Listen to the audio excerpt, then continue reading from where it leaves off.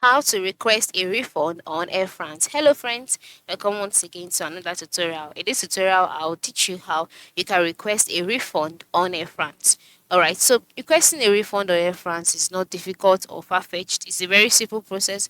The first step is to log in into your Airfrance account, just like I have done here. And then once you're logged in, the next step is to check out the tabs where you can see book a flight, check in, my bookings information. Then you can see book a flight, you can see book with mouse.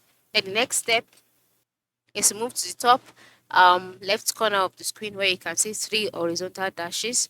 Once you click on this dash, a box will be displayed. In this box, you can see several options such as check in, my bookings information, our flights, flight status, booking services, travel, destinations, contact us. Just click on contact us and then you'll be redirected to the helps page. All right.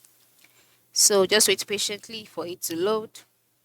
So once the help page has loaded, you'll be brought to this page where you can see different questions or similar questions that you can ask on your account. All right. And these questions include planning a trip, returning, checking, refunds and complaints, etc. So since you are trying to ask for a refund or request a refund, just go ahead and click the refunds tab.